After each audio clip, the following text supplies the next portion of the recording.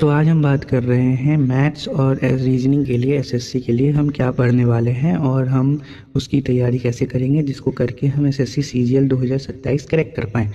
तो मैथ्स के लिए हम फॉलो करने वाले हैं एसएससी की किरण की बुक, लेकिन उसके पहले हम जो करने वाले हैं वो हम करने वाले हैं राकेश यादव सर की क्लासेस। राकेश यादव सर की क्लास बहुत अच्छी है, मैंने रिकॉर्डेड फॉर्म में ये बैच खरीदी है।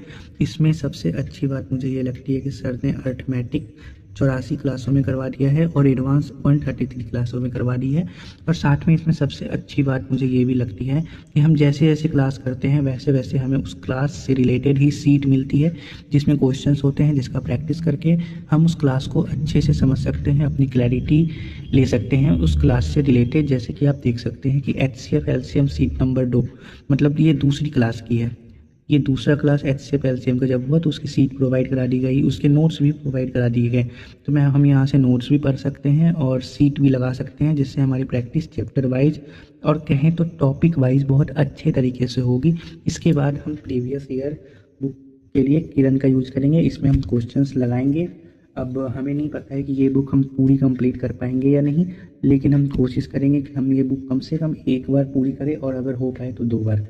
और हम देखेंगे कि इसमें कौन से क्वेश्चंस ज़्यादा इंपॉर्टेंट हैं तो हम उन पे ज़्यादा फोकस करेंगे। तो हम ये बुक फॉलो करने वाले हैं। इसके अलावा हम मैथ में और कुछ नहीं करने वाले हैं। बात करते हैं अगर हम रीजनिंग की, तो रीजनिंग हम बस टेक्स्ट बुक पे लगाएंगे। हम सिर्फ टेक्स्ट बुक पे इसलिए लगा रहे हैं क्योंकि हमने रीजनिंग पहले पढ़ रखा है।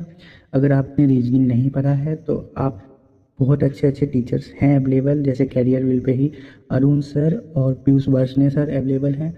रैंकर्स गुरुकुल के टीचर भी हैं, वो भी काफ़ी अच्छा पढ़ाते हैं। मैंने पर्सनली अगर मैं अपनी बात करूं तो हमने किया है पीयूष वार्ष्णेय सर से।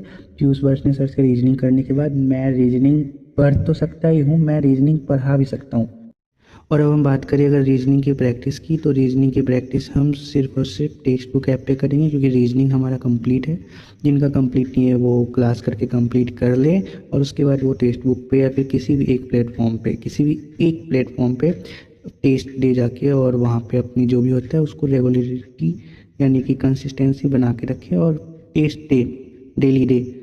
और साथ ही साथ अब मैं फाइनल बात करूँ तो मैंने सारी बुक लिस्ट और सारे सोर्सेज के बारे में बात कर ली। इंग्लिश के बारे में बात हो गई और जीके जीएस के बारे में बात हो गई है और अभी मैथ और रीजनिंग के बारे में बात हो चुकी है। एक्स्ट्रा जो भी हम चीज़ें करने वाले हैं उन सब चीज़ों के बारे में भी बात हो गई है।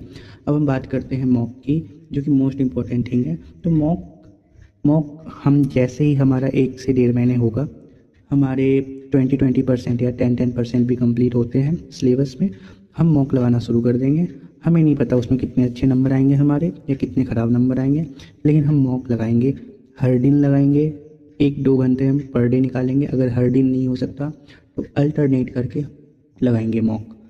बस जैसे ही हमारा 10% सिलेबस कंप्लीट होता है तो हम ये मॉक लगाएंगे। और इस तरीके से हम कोशिश करेंगे कि एसएससी सीजीएल 2027 हम क्रैक कर सकें, जो हम ज़रूर करेंगे।